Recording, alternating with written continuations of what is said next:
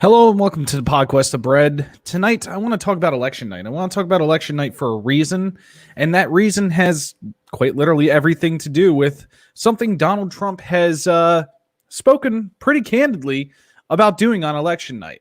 Now, before we get to what Donald Trump said, and before we get to my reaction to what he said, I do want to say something really quick. There is a inherent right for us to protest. There is an inherent right for us to be out there demanding change and speaking out against the things we do not stand for. Obviously, when you actually listen to what I'm about to read that the president said, he, like everything else that the Constitution limits him to, doesn't understand it. So, Trump was on Judge Jeanine Shapiro's, or whatever her name is, on her show a couple nights ago. And he was discussing the election night. And he was discussing what he would do if pertaining to a reaction to a potential re-election of him to a second term. And President Trump threatened to put down very quickly riots on election night should aggrieved Democrats take to the streets in the wake of his potential victory. Trump said, we'll put down very quickly if they do that. We have the right to do that. We have the power to do that if we want. He continued, look, it's called insurrection. He added, we just send in and we do it very easily. I mean, it's very easy. I'd rather not do that because there's no reason for it. But if we had to, we'd do that and put it down within minutes. Now, Donald Trump is obviously referring to a very negative reaction to him being elected as president of the United States yet again. He's, of course, trying to say that Democrats are going to be the only ones protesting this and ignoring the fact that the majority of Americans are going to protest this. And he's using insurrection very wisely here. And the reason he's using insurrection is because there is a little act out there that not many people remember, but when it comes up, it's a very touchy subject. It's called the Insurrection Act. And what the Insurrection Act does, and he's openly talked about invoking the Insurrection Act, especially in the recent protests, the Insurrection Act empowers the President of the United States to deploy U.S. military and federalized National Guard troops within the United States in particular circumstances such as to suppress civil disorder, insurrection, and rebellion. Now, the Insurrection Act temporarily bypasses posse comitatus. It does require the President of the United States to actually tell protesters and or rioters or whoever's being accused of insurrecting against the United States, he does have to put out an order saying, get out of the streets before he can do this. But he's setting up the terms. We're seeing what he does all the time.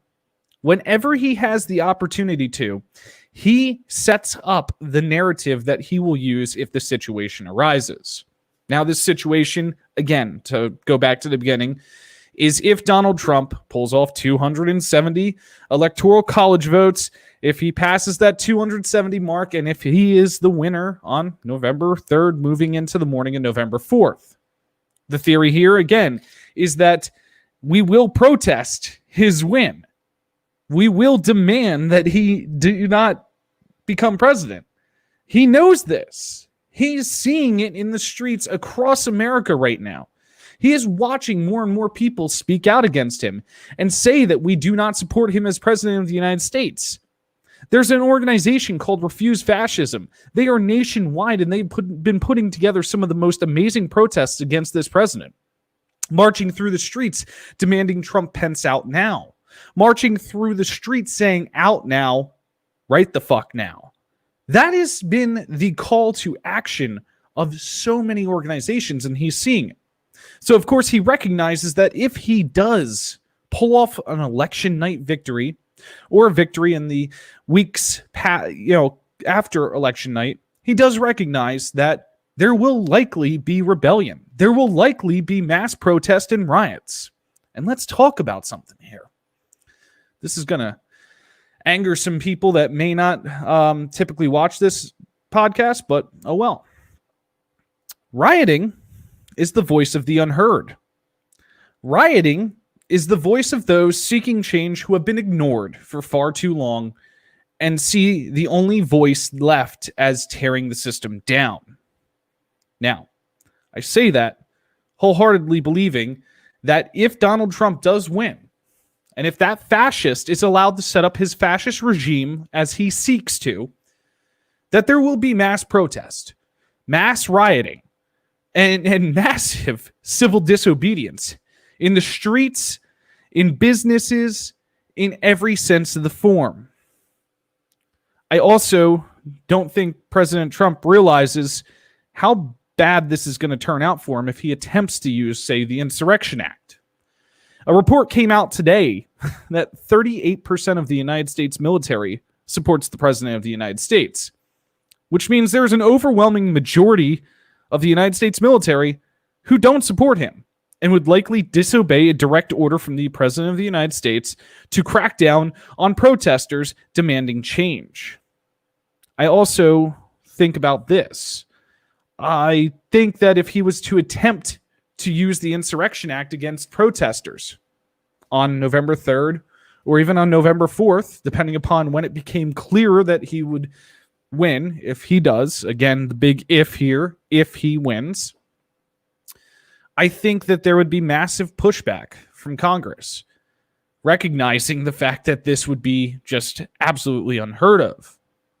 But I want to talk about a couple other things here when we're talking about the President of the United States cracking down on protesters who are not willing to accept the results of the election, who are not willing to stand having a fascist dictator in the White House, in the people's house. I want to talk about a couple things here. Think back into history and think about the leaders who have cracked down on protesters who do not accept them as their leader. Think about the times that this has happened. There's very shocking times that this happened. China, it's happened a few times there. North Korea, Nazi Germany, fascist Italy, Russia, throughout the Soviet Union. We've seen this in Egypt. We've seen this in Iran. We've seen this in Iraq. We've seen this all over the country in dictatorships, in totalitarian governments, in fascist governments. Now, we have a president sitting in the people's house who talks positively of Kim Jong-un and Vladimir Putin, who, when talking about the fact that China's leader is able to serve for life, how that's a pretty cool thing and how it would be nice to see that here. This is not just some spur of the moment thing, just off the cuff, off the hip thing that the President of the United States is talking about here. This is planned. This is a part of his plan. And here's why I say this. Just the other night, the president mulled over the idea of serving a third term while talking with his supporters in Nevada. He sat there and he yet again mulled the idea of, well, my first 4 years were null and void because, they spied on my campaign and the fake news media kept going after me. I think I deserve another 4 years. This is all part of the President of the United States' carefully crafted plan that he has been setting up since before the 2016 election even rolled out. Because here's the thing. If Donald Trump wins, I can promise you this. He's going to do everything he can to immediately start trying to figure out how to roll back the 22nd Amendment and how to make it so that he could serve a third, fourth, fifth, however many terms he wants. See, I'm going to say this phrase again. I've said it multiple times on multiple episodes over the last couple weeks. Fascists don't voluntarily step down from power. Fascists gain power through crafting a cult around them by saying the things that make their cult fearful and by saying the things that they want to hear. Their cult lovingly props them up, votes for them, puts them up into positions of power. and then they seek through any means possible to retain that power. I've said multiple times on this podcast how theoretically, if he contests the election, we get to January 20th. Theoretically, Nancy Pelosi, unless she's beaten out, becomes president of the United States. But I actually read an article today from 538 that makes me wonder if that's even applicable. Because apparently, that's not 100% sure. That's not 100% certain. Theoretically, following the presidential line of succession, she would.